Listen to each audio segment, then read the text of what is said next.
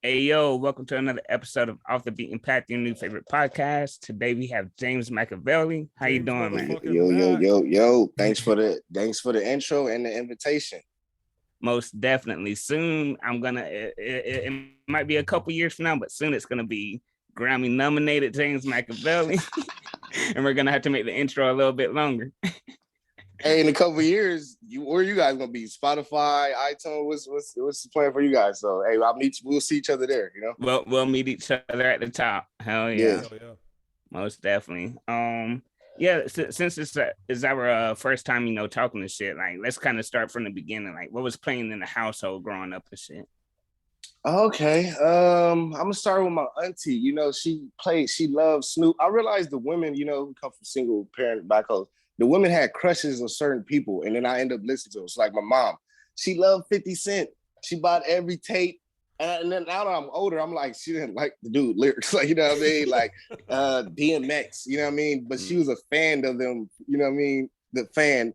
And then my auntie, she loved Snoop Dogg. Like, she used to have like when he went from like when she was with Master P, when he was with Pharrell, like she loved him. Like that's her boyfriend. So she had the poster, you know what I mean? I used to see the dog with the Snoop Dogg, taking a nap, looking at that poster. But just 90s music, my people, the whole 90s era, you know what I mean? Just that's all I can say. Just every 90s music, every time I hear a song now, I feel like I heard it, but then I gotta look it up. Like, what's the name of it? But I know it, but I don't know it. You know what I mean? Like, it's a lot of 90s music where I'll be like, I know that song, I like that song. I don't have it to the name or the artist, so I had to go back. But it's like I must have heard it when I was a kid, Right. Yep. Yeah. I got in like an oldies mood. I think I was playing I put on James Brown and then just let it do autoplay. And like a song came on and I'm singing it, and my roommate's like, "Who is that?" And I was like, I have no clue, but I know that my dad was playing it growing up. Yeah. So I'm the same way. It's And my mom. Yeah. Hell yeah. And once you started like being able to listen to your own music, buy your own CDs and stuff, like what did you kind of gravitate towards? Okay, so in high school, I feel like that's when I started really. No, I'm gonna take it back. My grandpa married a lady, step grandma, but she worked for Warner Brothers, and she used to give me CDs. Like, she used to be like, whoever was on Def Jam and Warner Brothers roster, I had all these CDs from Ti to like 50 Cent. So it wasn't like more of a pick, but she would give me these free CDs, and I'll listen from track 1 to 20, like whether it's the Roots. Whoever's on Warner Brothers, I got their CD from a period of time, whether I liked it or not. Right. And I knew that. But when I started first listening to music, right, it was in high school when I was smoking weed, dog. And like, I used to listen to like The Chronic. I used to take other people's iPhones and like listen to their stuff, which was random music. But then I started getting a taste of my own music. And 93.5, I used to always like that channel. It was like they play old 90s stuff, like Dre, just old 90s stuff. This B14 listening to like 90s stuff while everybody's on like, what was it, like Jerkin and YG. I wasn't listening to whatever everybody was listening to. Right. Oh, it was Chief Keef. It was Chief Keef. It was the whole Chicago shit. I was not in tune with the Chicago shit. I just caught up recently, but I was listening to 90 Currency. I mean, that was like the Spit Andrea was my favorite rapper. That was probably the only modern rapper I was listening to. But I was listening to like Dr. Dre shit, bro. Now, it's funny now listening because I do not be listening to West Coast shit like that. But I was straight Exhibit, like 90s, The Chronic, like, you know what I mean? X gonna give it to him. Yeah, bro, like 14. Like, why are you listening to this? Like, yeah. I wasn't on the drill. I wasn't on the current wave of music at that time, which was Chicago, though. I was not listening to it at all. And when did you go from just being a lover of listening to music to saying, "Hey, I want to do this myself"? So I've been flirting with the process the whole time. Like, even when I was getting those CDs from my step grandma at the young age, I used to be like, "Oh, I'm gonna make it. If I did an album, it'll be called 53rd," or I'll be like, I had always seen it, always try to blueprint, but I just never pulled the trigger. I meet Taiwan in like high school. He freestyle king, Tdub, you guys, and he taught me how to freestyle. And then real shit, 2020, let's say 2019 is where I was like, I'm gonna be a rapper. I don't know what it was, but I was like, I just took the entrepreneurial spirit and was like, oh, all you could do it by yourself. Like I really got that idea, and then we just hit the ground running. We was just like, I'm gonna try it out, and shit, it's been I had no regrets since. It's been a blessing, learning experience. But I say 2019, and this is after college. I'm a grown ass dude. This is like, and I kind of regret it because I'm like, why the fuck we didn't try this when I was 14 or 16, you know? But yeah, I say 2019 when I started to take it serious, try to make my own music, you know, recording, paying the money to the studio, putting it on the track, get to the car, listen to that shit 30,000 times. You know what I mean? Yep. Yeah, that was, you know, yeah. And just making all those minor changes, and like it has a big effect, and you're like, fuck, like which one do I want to like put on the final mix? That was like the whole first year, just the music, just music. Yep. My bad, taking a shot at Fireball. Say it again. Do you do your own production, or do you have somebody else that does your beat production for you? Heavens no, bro. We go fishing on YouTube like a straight fisherman. We just like 6 hours. You might get a good beat, you might not, but it's kind of like it's a process. It's like whack beat after whack beat after whack beat after whack. It's like it's everybody putting their shit on YouTube, right? It's just flooded. It's just like from infinite number of people, infinite amount of outlook. And it's like, man, I'm really looking for my, what was it, Rakim and who's this dude? Or who's it? I'm looking for my pair. I'm looking for my Dre and Snoop. I'm looking for the producer guy, like, so I could just rap. But now I haven't found that relationship yet. It's just straight YouTube. I put in Earl Sweatshirt type beat, like Meek Jenkins type beat. Like, you know what I mean? Like, see, what's cool though is like your shit has like a very cohesive vibe. So even though you're searching for it, like you're consistent in what you're actually using. I appreciate that. Somebody doing it for you, or that you did it yourself. Oh no, man! I always try to, when I put out music, I got a lot of songs that I put out, but I always try to think like, if I'm not me and if I seen it, how would it look? You know what I mean? Like, but nah, man, it's just paying hours smoking weed, listening to the wackest beats ever, bro. It'd be like, oh man, then you might get this one beat where it'd be like 10 seconds in, you like, oh my God, this is so good.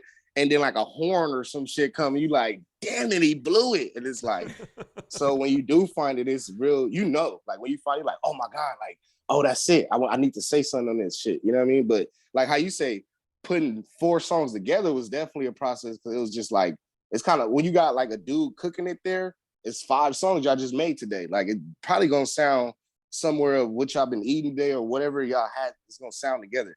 I'm taking songs like 3 months here, 3 months, the best out of the 10, you know what I mean?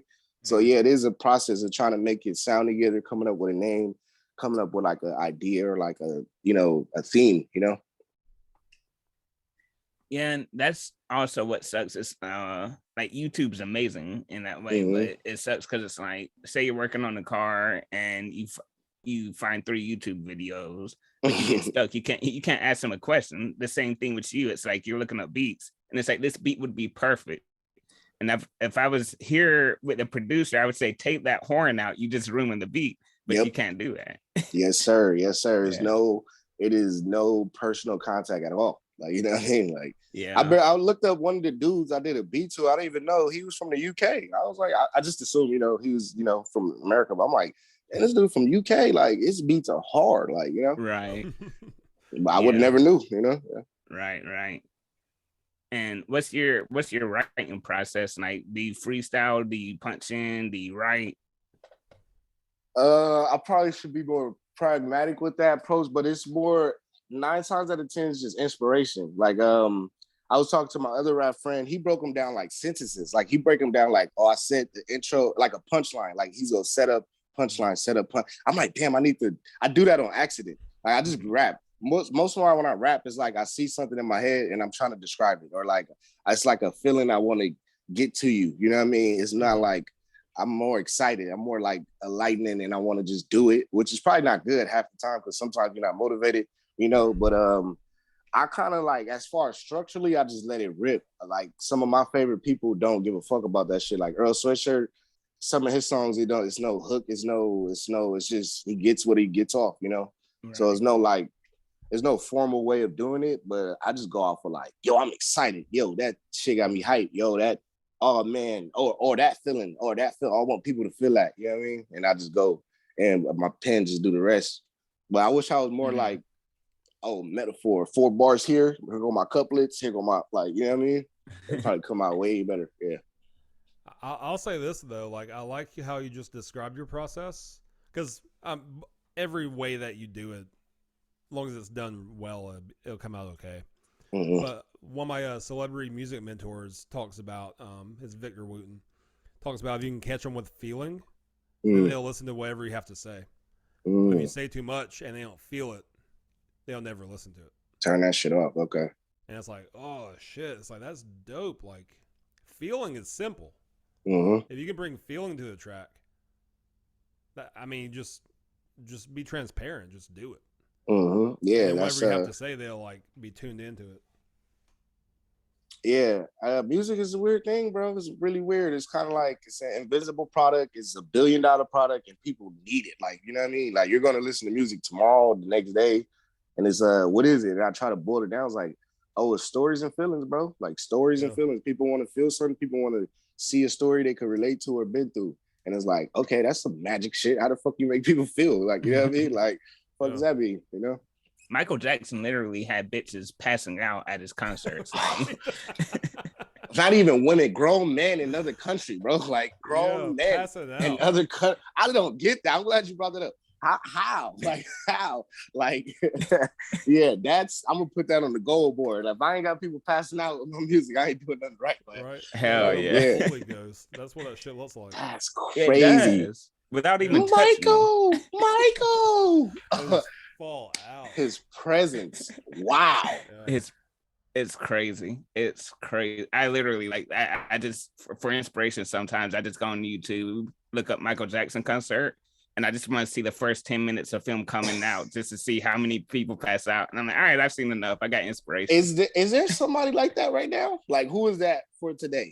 Like, I don't think there can be because of social media. I think of social media. Like, think if Michael Jackson came out in this time, I don't think he would have that same power. Damn, he's not a unicorn no more. It's like, it's not, I guess it's not that special. I guess it's like, I seen you moonwalk. Like, I can look it up right now. Like, I can Google it right now. Yeah. I seen it on the stage when you did it right now on YouTube. Like, exactly. Damn. Okay, so without the internet, he's like, oh my God, it's him. Like, yeah, on top of a celebrity, it's Michael Jackson. Gotcha. Exactly. Yeah. Because like, I remember being a kid because I was born in mid to late 80s. And I remember like Thriller coming out, like his peak. But even then, like I can't remember a whole lot of like Michael in the media till he started pinning him with like that sex scandal shit. But really, he wasn't like a name always in the, you know what I mean? Like his name was, but like far as like giving interviews and like being revealing of himself, I don't remember much of that. Yeah, he would do like an Oprah interview, like, and then he would just go disappear. Just gone. Yeah. Damn. Like, okay. For a lot of those big names, like in the early 90s, like I don't remember a whole lot of media. Yeah. Okay. An interview and disappear. Go do they work. I dropped the movie 6 months ago. Like, damn. Okay. Damn, we grew up in a weird era. Cause I just assumed Michael Jackson was always talked to, or he was just like, I guess what you're saying, like he's talking about. But I thought he was out there, like, yo, like, you know, mom walking on the car. But you're saying that's after all the, you know, the publicity and all that stuff. Right. All the trials. Okay. Yeah. You saw his music videos and you might have heard of him in the news, but I can't remember. I was a kid, but I can't. He was my favorite artist as a kid, and I just can't remember him like being on the TV and talking. Damn. Okay. That makes sense. Yeah. You're just not gonna see Michael Jackson on the Disney cameo or some shit like it was random, like he's not about to get Mike on the commercial. Yeah, it's Mike. Okay. Mike never did Hannah Montana. Yeah, that's not. Oh, Michael Jackson. Yeah, okay, that's not yeah. So down, man, you said that you started taking music serious in like 2019, which is crazy because your growth in 3 years. I wasn't there to see it, but if you only started in 2019, that's crazy. But from your perspective, what's evolved with you, rather musically, spiritually, in life, or whatever, since you started taking music seriously? Oh man, several things. I've been doing music. I've been writing music. It was just the recording music and taking it as a profession that was new. And I learned from that is like how what we was talking about earlier is just the industry. People in America make it seem like, oh, you know, it's all flat. Like when you read about business or theories, it's like flat. But it's not like that. Like it's industry's already placed, it's big money being spent continuously right now. So it's like when I started putting out music, I'm like, all right, how do I get exposed? Like how do I how do I just get it to a lot of people? You know, it's like the whole, like, if a tree fall down and if nobody hear it, really didn't fall down. Like, nobody really give a fuck, right? So I was like, how do I get people to listen to my music? Then I started like, all right, let me act like I'm a label. And I'm like, what the fuck the label do? And then I just learned it's like a lot of relationships and a lot of money. Like, it's like they know every people you need to know, and they got the money to pay the people you know. So it was just a learning experience of like growing up. I never tried nothing entrepreneurial, and it was like, oh, I could apply that to other businesses now. So like people come with ideas now. I take what I learned with rap and tell them, like, when they're like, so as far as like, you know, having branding, knowing what you're trying to say, what you want to say, the money to get the advertisement and all that. It's just a lot of stuff on the back end I'm learning that applies, that's just not for professional rap. You know what I'm saying? And that kind of made me, that kind of made me sad, dog. You know, I was supposed to drop January, but that shit, I don't like using the press or nothing like that, but that shit threw me off, yo, because it's like, I put my whole heart in the shit, and I'm like, why people don't listen to it? It's like, nah, it's a game. They're going to listen to it. You just got to like do the moves and maneuver. And then I'm like, well, F that. Like, I don't care. Like, I don't, but I had to get back in tune to like why I wanted to just have fun in the first place, making music. But yeah, I learned a lot with this business, dog. It's the music industry. It's the business. You know what I mean? So I'm learning how to put my product and get it to the people. So as far as spiritual, it's just, all right. As far as spiritual, I'm always on a journey. You know what I mean? I'm not gonna say I have a prescription of God or whatever, but I always like try to grow, because it's like I believe in the soul, and I believe in a lot of in like shit you can't see, right? Like feelings and souls and stuff like that. But I always grow. I just try to be in a state of gratitude. You know, like that's what I learned through like the last 2 years. Just being. That's like, if people don't believe in God or anything like that, I tell them just to be in a state of gratitude, like just being grateful for like just shit existing, being able to experience feeling, being able to remember stuff, you got all certain shit. Everybody got something to be grateful about. You know what I mean? So that's one growth. But yeah, it's mainly just the numbers, bro. Just how to get product A to $1 billion. You know what I mean? Right. That's what I'm trying to learn how to do. You know, we're in the same boat. Yeah. And it's all marketing. Because if they don't know it exists, like the whole idea of like build it and they'll come doesn't happen, especially with the internet. Because like used to, like when things were all physical and you can like pass out flyers and have a street team, like for sure, yeah, don't fucking advertise, just do the work. But on the internet, you can post all damn day and it doesn't matter because there's a billion people doing it. Yeah, so and that shit, that's making us more creative. You know, we sitting back. We like, how do we do a grassroots? How do we get it from here's the goal. How do we get around, you know, the original way, you know? So it's like, it definitely is. It's frustrating, but I'm glad you guys hit me down, because if you hit me like a couple months ago, I'd have been like some sad, like I'd have been so sad and like mad and stuff like that. But I'm like, I'm just getting over that peak of like, you know, you're getting all in your head. You know what I mean? It's like, why you get, well, me personally, I get into that like, but why it can't be, or like, why is it like, you know what I mean? And why is cool, philosophical, but it's not like, it ain't gonna get you up to get going, you know what I mean? So I had to stop asking why and start just having fun, you know? And you're talking about other businesses and also branding. I see you're wearing an STP shirt right now. Is that? Yes, sir. Survive and prosper. I feel like that's just everybody got to do that in life. Those 3 steps, like, you know what I mean? Survive. No, 2 steps. Survive. It could be like your first job, you know what I mean? Or it could just be meeting a girlfriend.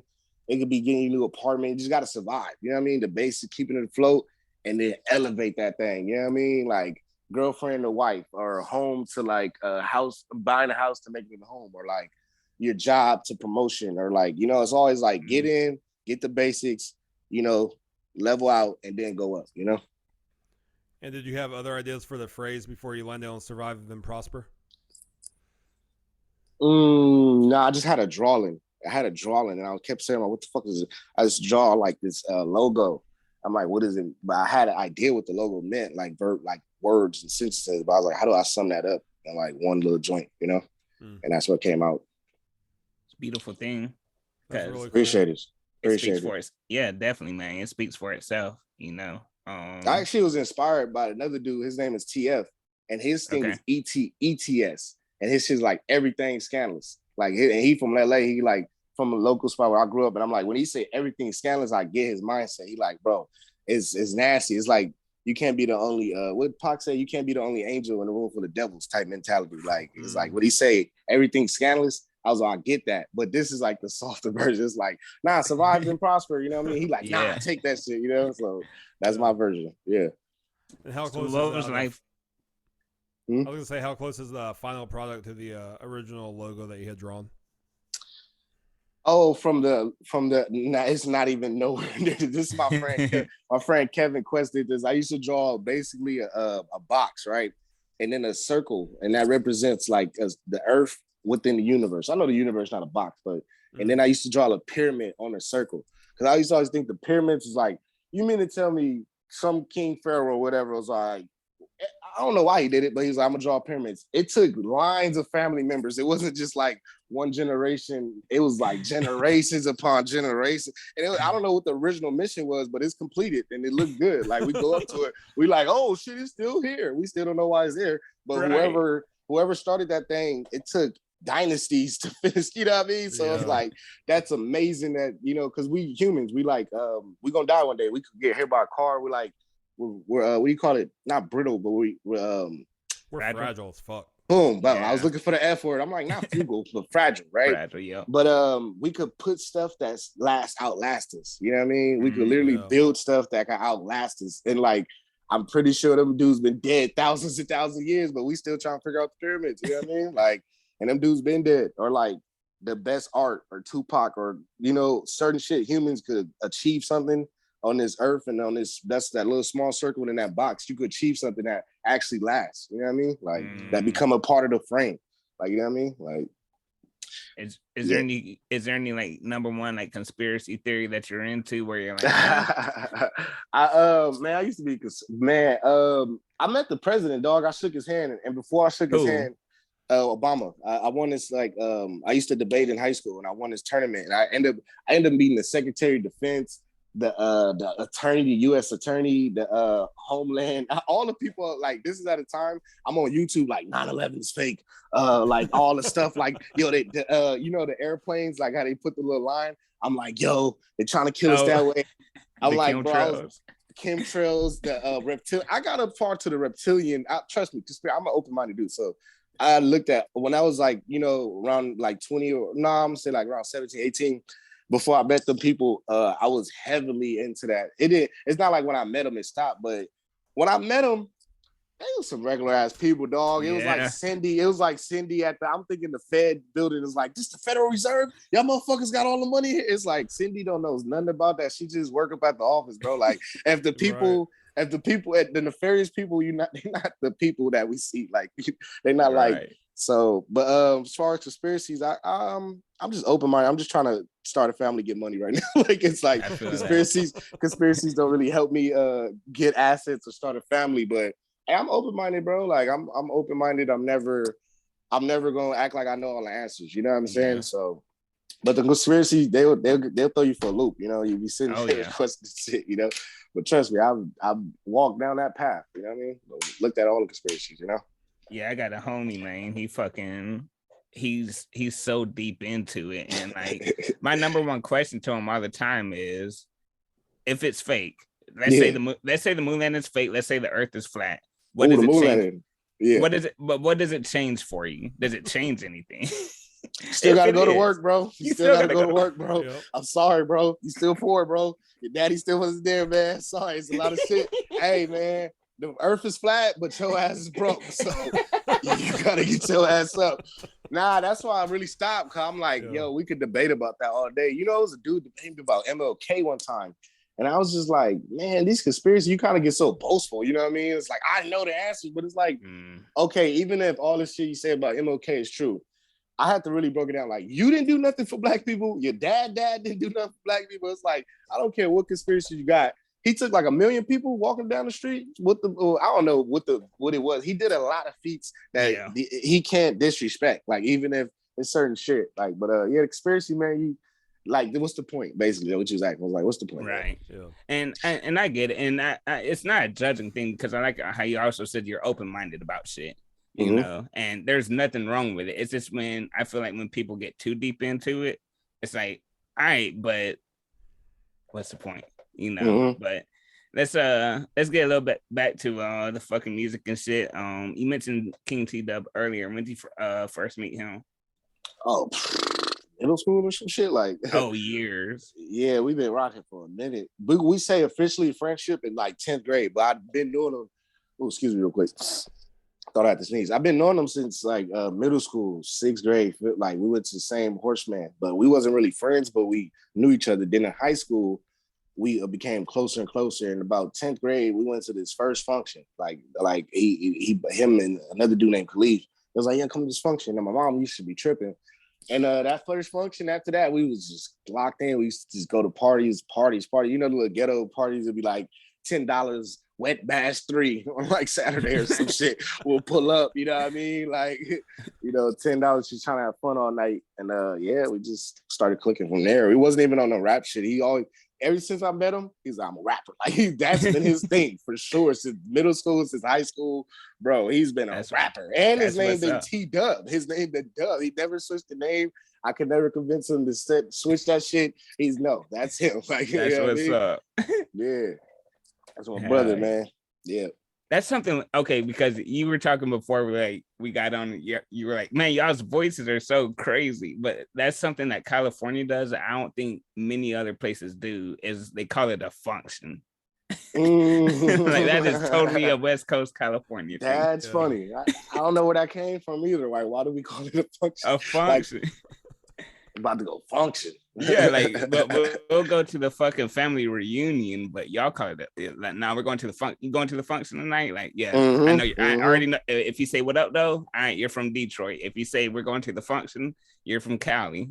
Damn, I never really peeped. I didn't think that was like a Cali thing. But it's that a Cali thing. Stupid. Now that I think about, like, why are we calling it like it's not an event? It's like a fucking party, dog. Like, not to function. We're gonna go function. When first that function, I was like, are they going to like a choir like?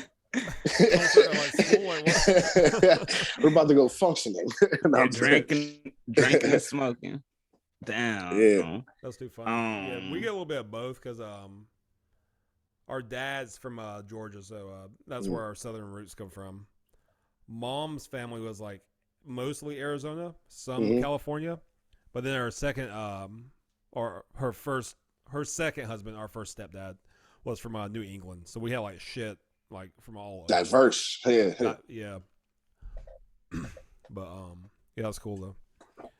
But then you're about to jump into some other shit. Yeah. So I've been saying for a few years, like, we live in a versus world instead of like an and world. And to explain what that means from my perspective is it's Republicans versus Democrat, atheists versus Christian.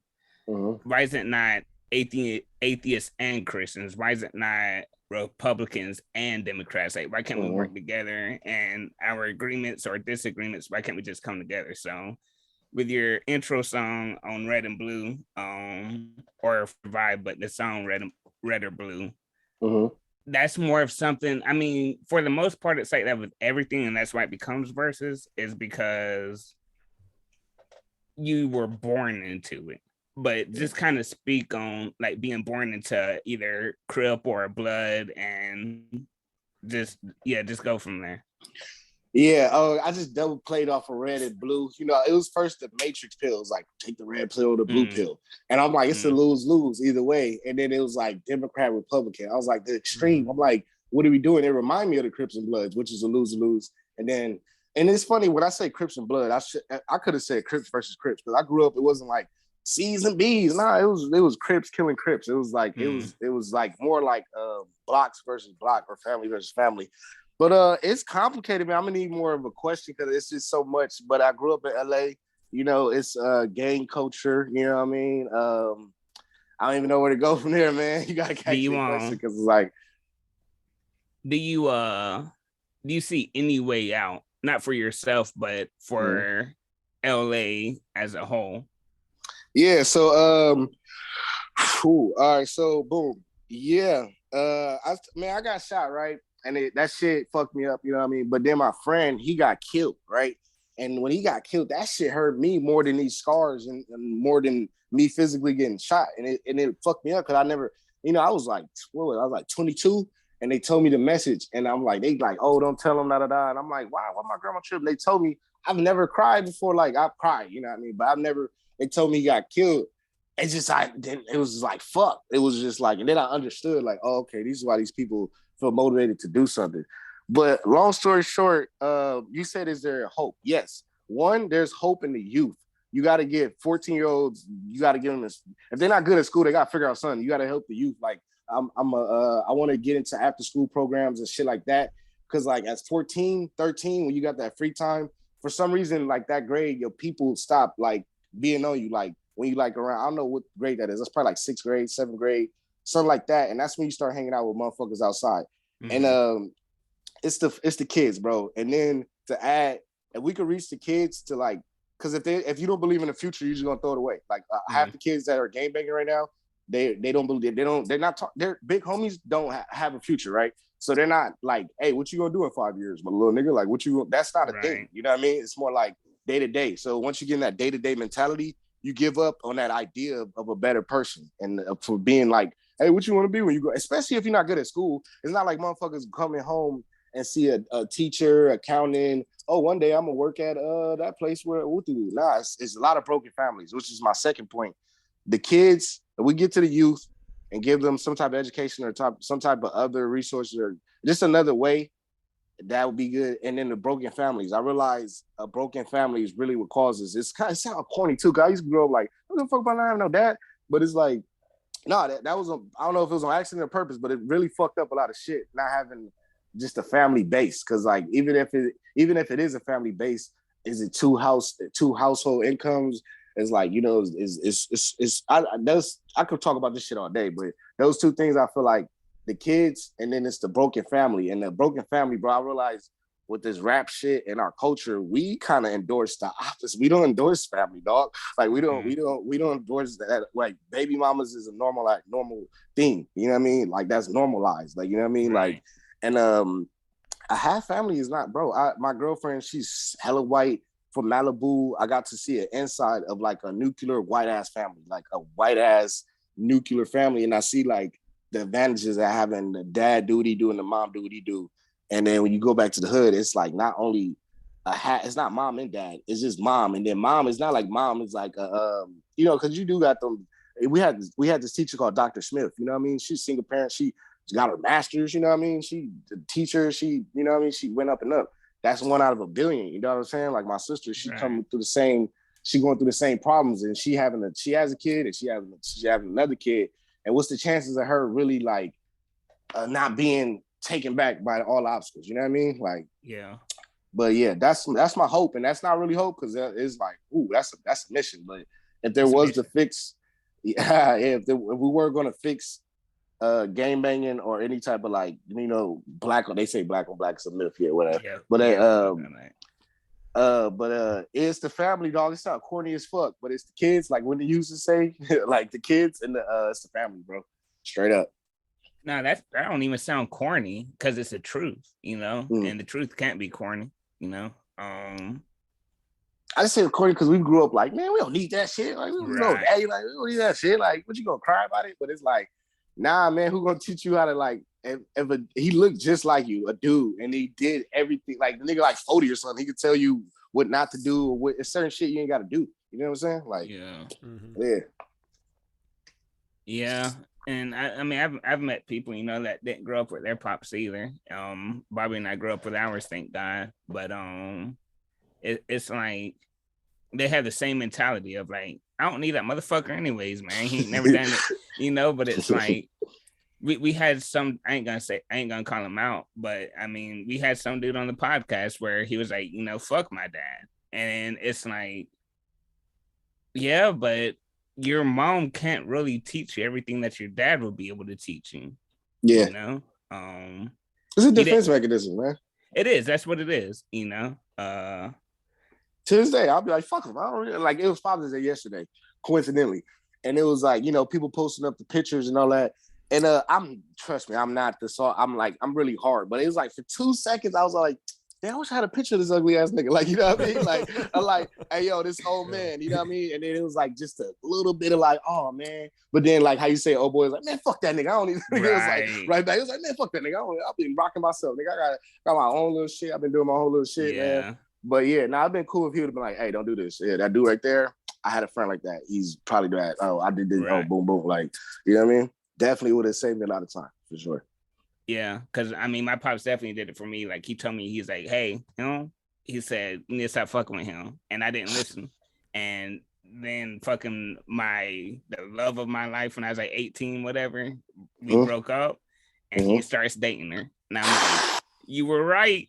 And after that, I've listened to almost everything that he said. I'm like, yeah, I and that's a beautiful thing to have. But what have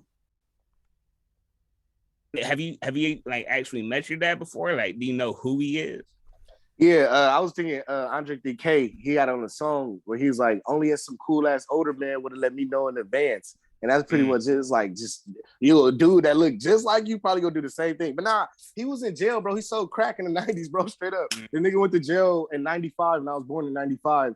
He got out when I was like 12 or like, no, he got out when I was like 13. And I seen him, he came out of jail, he came up, and I was like, damn, this nigga look like me, yo. And then he started talking. He like making me laugh and shit. I'm like, damn, this motherfucker remind me of me, yo. This shit kind of weird, yo. Like, why he look like me? Why he talk? Like, why is he funny like me? I could see my funniness in him. It was weird. It was like, dog, you doing that shit I do to people. Like, you know what I mean? It was like, what the fuck? I met him there, you know what I mean? We only had like a couple conversations. Hip hop as fuck. I was like, yo, who your favorite rappers, yo? He was like Scarface and Jay-Z. And then my dad haven't gave me shit, but he gave me this one thing. Hey, I'll give it to him. He gave me the Black album. It was whole. Oh. And I remember, I know every lyric to that motherfucking shit to this day, the Black album. And that's kind of probably what made me a fan. Reasonable Doubt made me a fan. But Black album, it was like, oh, this is hard. Like, yo, this guy's hard. Like, oh my God. Like, but Scarface and the drug dealer, but Scarface and fucking Jay-Z. And that's why I kind of got like a little iffy with Jay-Z too. I'm like, you sold that goddamn myth to all them niggas, man. Like, this nigga's a billionaire selling Basquiat paintings and shit. You sold crack in the 90s, whole for real, man. Fuck that shit, dog. Jeezy, oh, the snowman. This nigga married the girl from the fucking talk show. Man, suck my dick, man. They got all these young ass black people like, I'm gonna sell crack like he did it. He didn't sell crack, nigga. It was a facade, nigga. He didn't say it was a movie, nigga. You watched the movie. It wasn't a lifestyle fucking playbook, nigga. They took Jay-Z shit like a playbook. It was like, nigga, this nigga didn't sell crack. I never really believed him. Like, I never really believed it. I don't know. That's just my old. I forgot the damn question. I'm mad at Jay-Z right now. Yeah, fuck the Morrissey projects. No, he pops. That's y'all's fucking line from Three Kings too. Your favorite rappers or actors? He said that on Three Kings. Ain't that some shit? Yeah, yeah. He had the new line where he had to address Faison. Did y'all peep that? Tell Faison. I think I missed that. I didn't look at it, but the fact that he felt, I just see it as an insecurity. It's like, you still got to defend that drug dealer like persona. It's like Pusha T.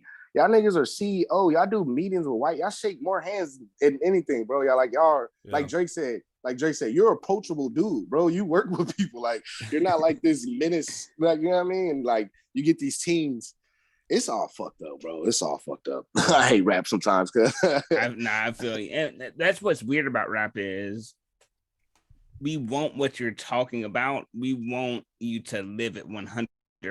Like, in rock and roll, like, if they're talking about like, I had an 80 fucking person orgy, it's like, we don't care if that's false or not. But in rap, if you say you sold crack and we find out you didn't sell crack, we're mad. But like, you didn't do bad things, but you rap about it.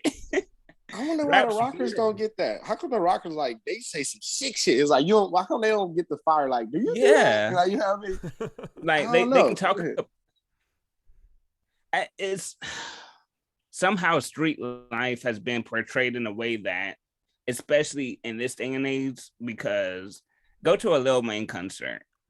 I bet you, I will bet $1,000 that I don't have that it's going to be 90% white people. Oh, for sure. They're selling them something that they've never lived, but they want to be engulfed in it. So it's like, soon as we find out that, like, if we found out today that Lil Wayne has never taken a sip of syrup, we would be mad as hell. You didn't damage your kidneys? I don't think that would be cool. I would be a little disappointed, but that would be kind of cool. I ain't gonna lie. Like, I would be doing that shit. I really thought, if his voice wasn't like that, he's like, yeah. And then he's like, yeah, my voice is actually like this. It's like, whoa, like you don't drink lean and you don't talk like that. Like, Lil Weezy. Like, yeah, that, yeah. Nah, it's it's funny. Like, they'd be like, I'm a rapper. It's like a persona thing that the industry built. I'm actually I'm in the process of like, what the fuck was it? What happened in the 90s? I'm pretty sure it's crack. But I'm like, what happened to the aesthetic where it's like, what happened like fight the power and all the like, you ever seen this? It's this Family Guy skit, right? And it's like the brothers from the 80s, and they're like, they got on break dancing suits. And then he was all like, oh no, it's the brothers from the 90s. And the 90s come in with like gats and like a hat, and they like they killing the dudes from the 80s. No, that's a joke, but that's literally what the fuck happened. It's like from my grandpa to my father. I don't know what the fuck happened. It got to be crack. It got to be crack, y'all. Like, because it's like hardworking black man from Mississippi, like, and then you got my father, just the complete opposite. Like, I don't know what the fuck happened in like the 90s, but as far as the gangster image, right? Meek Mill was complaining. Meek Mill, and I remember somebody was breaking it down. I forgot it was DJ Academic or something. Meek Mill was complaining, but it's like, bro, you're replaceable. You're a gangster persona. Yeah, there's who's young NBA. All right, if there's not that, then we got another nigga. It's like every generation, like, bro, Meek Mill, you're not gonna be the only gangster rapper. That shit easy as hell. You got a 14-year-old in every ghetto right now that's about to be the next Meek Mill or young NBA or whatever. You know what I mean? So it's like, I think it's a setup too. It's probably easy for the labels. It's like, the nigga career short, we could buy it again. It's a proven product. You know what I mean? Like, yeah, it's some shady, weird shit going on. I agree with that. Definitely 100%. Yeah, but yeah, I'm with you. I could fucking talk about this for hours. For sure. Definitely. I'm definitely passionate about my black folks. I'll be like jaded as fuck, because sometimes I'll be like, they don't give a fuck. Like you say, if I make it, I'm not performing for like, I rap for a 14-year-old black dude, but in reality, it's gonna be some 14-year-old white dude that's like, yo, this shit's cool as fuck, man. Like, exactly. Oh man, you remind me of Mos Def or something. Like, you know what I mean? It's not like I'm trying to talk to the nigga at Watts. He's not about to listen to me. He's about to listen to the next YG or the next whatever. But it's like, hey, yeah, definitely. Before we started recording, you talked about the big redemption that's coming out about a week from this recording. Yes, how many tracks? You know how many tracks we got on it? 3 tracks. And what's the message you're trying to put out there? For the first time, it's not even a message. It's just a feeling. I want you to just feel it. Just turn it on and be like, I felt that. Like, or just if it make you feel the same way. Or I just want you to either see the feeling, like, oh, I see what he's going through, or you'd be like, oh, I feel that. Like, you know what I mean? It's not really like, I always try to be like conceptual. Like my first shit, so it was like, all right, what is the message? Like at the end of the day, what am I selling up? This one, I just want you to hear the drums fucking loud, me thrashing on the shit, and just be like, yeah, that was exciting. Or like, you know what I mean? Or he what's up with him? He got a chip on his shoulder type shit, you know? Yeah, but the redemption, the idea came back. It is a concept, but it's not verbatim, but it's like taking back what's yours, you know what I mean? Like, I feel like everybody feel like they deserve something or in a way, and like, you just got to take back. And my whole idea is like, I like fire, right? It was like, fire burns down shit. And I'm like, why is that shit so cool? And I just incorporated, like, you got to burn the week out, bro. You got to like, fire is here for a reason. Like, there's a time to destroy, there's a time to create. And sometimes I got to get rid of that weak shit. You know what I mean? All the weaknesses. So it's like me redeeming myself, all that good qualities. You know what I mean? All that, like, fuck it. It's a line in that shit where I was all like, the Devils played a perfect song, but I didn't have to dance. You know what I mean? Like, it's like, nigga, like. Wait. Say that shit one more time. The Devils played the perfect song. I didn't have to dance. Circumstance, they never made the man. You know what I mean? Because that's why we not dogs. We're not like, we're different. Like, you know what I mean? We could pause and choose something. That's why we watch movies. It's like, what are you gonna do? You know what I mean? Yeah. Like, what are you gonna do at that moment? You know? So it's like, I can't blame, if I fell from grace, you know, I can't blame it on not having a father. I can't blame it on white supremacy. I can't blame it on all of that. It's like, nah, I'm the character in the game. Like, I gotta play the game. You know what I mean? So that's it's not conceptualized like that at all, but that was the feeling when I wrote the shit. Yeah. I'm still stuck on that line, dude, because it's like, okay, I I don't consider myself a rapper, but I have rapped on beats before. But I've never performed live. I've never tried to. But one of my favorite lines. You a rapper, dog. I'm gonna let you know that. You try to get yourself out. You a rapper, dog. I like how you like. I never recorded. I could rap. No, you rapper then. Rappers rap. You rap. Like, all right. I'm a rapper. Shit. Fuck it. I don't want to say that on the podcast for some reason because I don't feel like I'm a rapper. Like you're a real rapper. You know, you've done performances and shit. So I just don't want to fucking belittle people. But anyway. Nah, yeah. So one of my favorite things I've said was thank God for the blessings and the devil for the lessons. Mm-hmm. And what you just said is that's so beautiful the way you put it because literally the devil does play beautiful songs, man. He does. She does. Tyson. It does whatever it is, but you ain't got to dance to it. You don't have to, you know. But if you do, you're dancing with the devil, which is a quote. Down. Triple entendre. Don't even ask me how. We'll hold that. Damn. We'll hold that. We'll hold that. Yeah, nah. Self responsibility. Nah, I'm keen on that. And when I be watching like I feel like Black people, we suffer that. Like we emotional, and I want to get flagged. They like, why you saying that? We emotional as fuck. Like, all right, so instance, Will Smith slapping the shit out of Chris Rock, right? Everybody, not even the instant, everybody was just like, that's the right thing, but nobody taking in like self-responsibility. Like, okay, you got a stimulus. It made you away. Like, I could shake this shit up. It's like, it's not soda. Like, when you shake soda up, the shit blow up. You know what I mean? You can shake water up. Nothing happened, bro. Like, so it's like, we always want to blame shit and then we never take accountability. I'll be saying that in certain situations. It's like, we just don't take accountability, bro. We be like, but what about this? It's like, at some point, my nigga, you are a aware person. Like, you're not no fucking retard. You know, you're aware. If you, like, I had my sister, she gangbang. I was like, why you gangbang? And she started talking about, oh, you know, the white man. I had to cut her off like, nigga, if you that goddamn smart, what the fuck are we talking about? Like, nigga, if you can conceptualize and aware and like, give your little excuses, like, nah, that's just an excuse. You know what I mean? Like, so it's in the hood. The song is playing all day. The devil's, it's loud as fuck in the hood. Like, they got the right tempo, they got the right everything for the 14-year-old just to jump out and do it. But you gotta like stop that urge, you know what I mean? Right.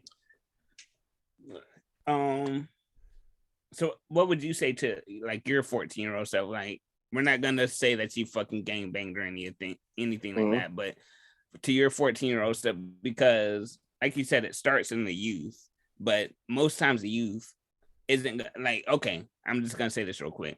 Dude comes to my high school and fucking has a hole in his neck and says don't smoke cigarettes. I want to sneak off and smoke cigarettes even more. You know, it's like, right. It starts in the youth, but how do you get the message to the youth that they actually listen? It's some shit I just learned. Like, literally, like I read it and it was like dope. It was like a week ago, but it was like your decisions, your current decisions are going to be your future lifestyle. And it sounds simple, but it's like, if you work out today, then you'll be fit tomorrow. And if you're not fit today, it's because you didn't work out yesterday, right? But it's like a hard thing to really, because it's like a patience thing. Like, adults don't do it, so why the fuck would a kid do it? But it's like, yo, everything you do today, you're gonna reap it tomorrow. So it's like, if you want to be buff when you got to work out today. If you want to get rich, save money today. Like, the actions today is gonna translate tomorrow. So every present decision is gonna be a future lifestyle. I don't know, that probably go over a nigga head, but it's like, at least I told you that. So when it hurt, you'd be like, oh, I put myself here. Like, I'm the sole epiphany for being right here, because all the decisions I sold last year or whatever. If I could get that concept in like a 14-year-old head, I feel like I feel like if somebody would have told me that at 14, I would have at least had it in my head to like, what are you talking about? Decisions today is me tomorrow. Like, what does that mean? Like, why you keep saying what I do today? Because then you got to start looking, what am I doing today? Like, you know what I mean? Right. Like, you know what I mean? So, and what is that going to add up for to tomorrow? You know? No, I had this crackhead. He told me, he said, and it's something I had heard before, but it's the way he said it. He was like, everything you do now has a consequence. And if it doesn't catch up to you now, it's going to catch up to you later. See you later, man. Ain't no escaping that. The crackhead he's talking about.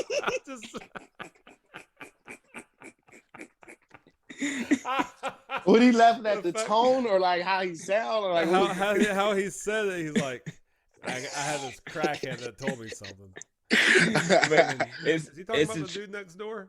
Yep. Right. I was picturing the crackhead like, listen, young nigga, what this isn't today, this is tomorrow. Like it's like, all right, I trust you. You seem like you've been through something. Seem like you're not lying. Yeah, and looking at this dude, it's like he's fucking paying right now. Exactly, he's paying for it. I don't want to be that way, you know. And if a well manicured, well dressed brother like you told me that, and I'm 14, maybe I won't listen. But it's all about. I've started talking about this since I started gardening and shit. But it's all about seeds and fucking watering, and eventually you're. What sucks is you have to learn from experience. But that seed that you planted or put some water on it, like eventually it's gonna grow. It just sucks if it has to grow too late. It sucks if it has to grow and to this 14-year-old killing someone when he's 17 and now he has to do 25 years in prison. It sucks. Bro, I know. It's so crazy. You just said that. I know two people that's like, bro, I remember kicking it with them. They're in jail for the rest of their life. I'm like, that nigga's still been in jail, bro. That was like 10 years ago. It was like, damn, he's still gonna be in jail. I can't even.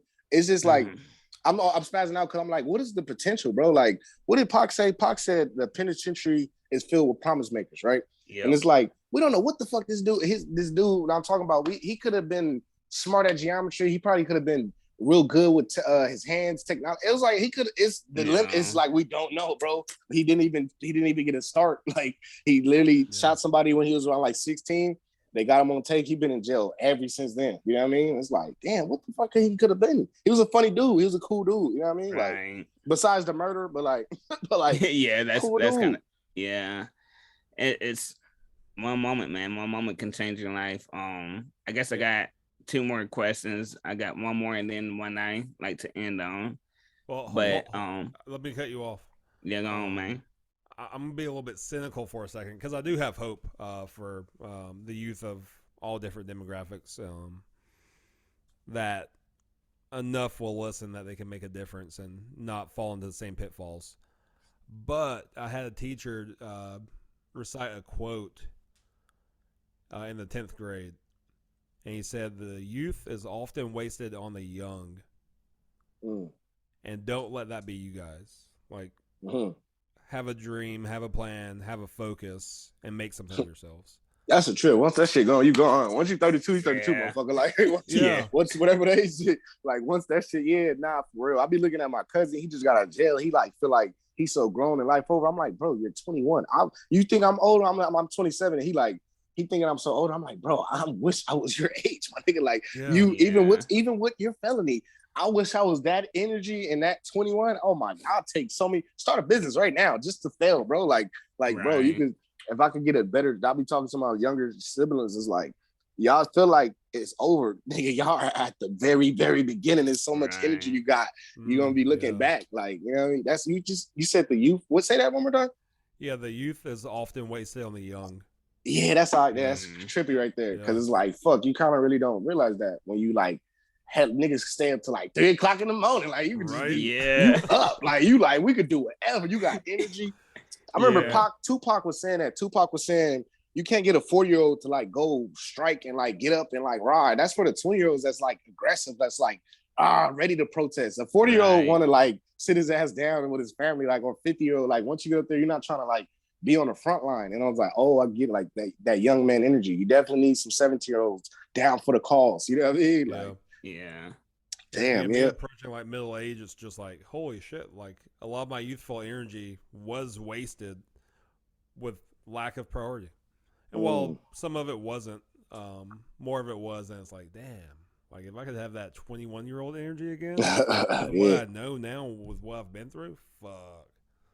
But hey, I think that's probably life though. That's probably like some trick. I feel like God's like the best jokester or trickster because I'll be like laughing at shit because that's just like a joke. Like, come on, like the valuable is in the youth, but the youth don't have the wise. The wise don't have, it's like, so maybe we need each other. Like maybe you gotta like coexist. You know what I mean? Because like I gotta pass it down or something. But that was a good quote.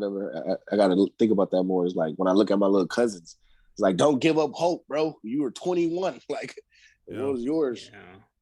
Yeah, if you have any kids in your life, I don't know if you do, but like I know you don't have kids. I know you don't have kids of your own, but if you just have like little fucking children running around fucking in the neighborhood or whatever, like the best thing that my fucking pops told me that I actually hung on to as a kid was I said, I can't wait till I'm grown up. And he said, no, never say that again. He said, do not say that. He said, be a kid for as long as you can. And when he told me that when I was like 11 or 12, every time my friend would be like, I can't wait to be grown up. I can't wait to be driving. I'd be like, no. I don't know what it is. I don't know what it is about this adult shit. Slow down. But we don't want it. And I would try to tell all my homies, man, because I believe my dad when he said that. Like, no, I don't know what it is, but he's scratching his head all the time. Like, like he looks like he's stressed out. Like, yeah, my sister, she's still with her grandma. You know, we came from my grandma's house, and she like, hey, I'm gonna get my own stuff. I'm like, too. That shit for the birds. Stay at grandma's house as long as you can. Stack up. She's like, nah, I want my own. I'm like, for what? To prove, like, I guess it's some ego shit. Like, oh, I did it. It's like, for a year, then you're gonna be crying. Like, nigga, that shit's for the birds. Nigga, like, I want to go back to grandma's house. Let's switch. You have my apartment. I go back to grandma's house. You know what I mean? Like, right. She like, I want to get my own spot. I'm like, for what? Like, you tripping? You're just gonna be broke. Like, yeah. So, all right, here's the question I want to get to between you and Tdub. Who wins the most chess matches? It's not. I'm not gonna do my boy like that though. But yeah, we good. We have good games. Nah. Who wins the most? Who wins the most? He ain't here to defend himself, but that's why I can't get at him like that. Right. Like, we have good games. That's all. Okay. I like that. We'll leave it at that. We'll leave it at that. All right. You know, it's good games. You know? Did you have fun? You know what I mean? Whether you win or lose. Did you have fun? You know? Yeah. Here's my last question. What were you doing? What were you doing 5 years ago? And where do you want James Makavili to be 5 years from now? Let's do the math. I was 22. Mm-hmm. I was in a garage, renting out a garage in Pacoima with my girl working like fucking a shitty shift. And what was I doing? Probably with a lot of dreams. Always wanted to be rich. I probably was scheming up like, I get one house and then I flip it and I move out another house. Like, that's what I was probably doing 5 years ago. Yeah. 5 years ago, I probably was just learning. I was like, I was on the YouTube Googling shit. I mean, I was Googling shit on YouTube, but I was on Google and YouTube University, just learning shit, learning about assets. Probably, 22 is probably where I was like, why are rich people rich? That's why I was probably like, that epiphany, like, okay, I'm from poverty. Why is that? Or like, why? What is the mechanics of money and shit like that? That's what I was probably on like 5 years ago. Yeah, and just trying to be different. 5 years. I don't know. I try not to really pinpoint. I probably let's see. I'm starting this job. I'm starting this school right now, so I'll probably have a new career as far as music. I think it'll be at a point where I'm close to profitability. like at a point where I'm like, I could probably drop a t-shirt or something like that. It kind of make money, or I'll be like, hey, come to a show. Like in 5 years, and I'll be like, come to the show. I should at least get like 100 people guaranteed. Like, hey, come to a show in downtown, fill up the place or something like that. It should be on the brink of profitability. I feel like on the brink of like, you about to be a brand. You know what I mean? Yeah. Right. And I'm gonna call it 100,000. Overnight success takes about 10 years. Yeah. So. All right, I showed it. Like, let's try to work 2 times harder. So, you know what I mean? Yeah. I'm gonna call it 100,000. 100,000 people is gonna be showing up to your event. 1,000 something, man. It should be. I feel like the product good. If I put the feet work in for 5 years, I should have some type of like fan base, some type of real legit, you know what I mean, audience at that point. You know. Most def. So I'm flipping for you guys. Where were you 5 years ago? Where are you gonna be in 5 years? You go first, Bob. All right. So 5 years ago, I was moving out to Charleston. It had been a lifelong dream for about 10 years, maybe a little bit longer, to move out here.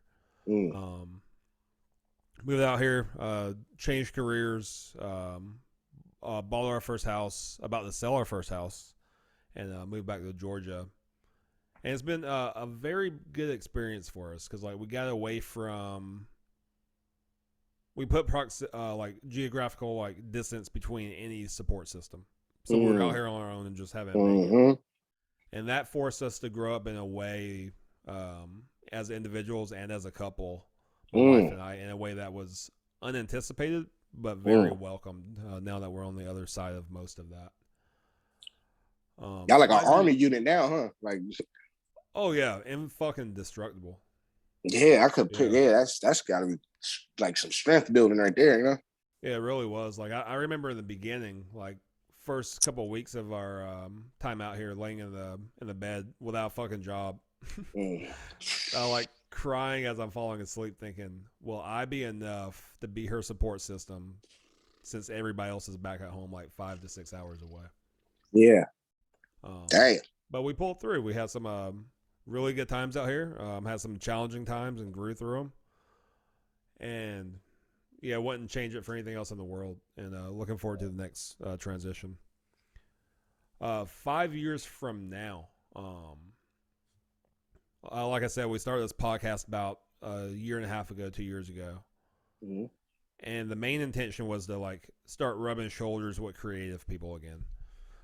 Grew up playing music from about age 15. Played in bands for about 10 years. But then just laid it down literally for a decade, from 2010 to 2020. Yeah, 2020. I didn't do anything creative. Just I was tired of music. The last band I was in had a bad breakup. And it was like, fuck it, I'm done with this shit. And I held on to like some gear because I'm a bass player by instrument. So I was like, I'm gonna hold on to it just in case I want to get back into it. But I had no real intention of doing that. But started the podcast in 2020 and just love talking to people that do what you do. Music's your passion. You work on your craft. You release projects, and we get to experience that. So we appreciate that. But where I'm going is a medium-sized southern town that has like a music scene that's starting to bubble again after the pandemic. Tennessee or who or Memphis or who? Yeah, actually Savannah. Oh, okay. Really, Savannah, really Georgia. Small. They got. It's not as big as Memphis or Nashville, but okay, still a good Georgia, music. Yeah, still good music scene in Savannah.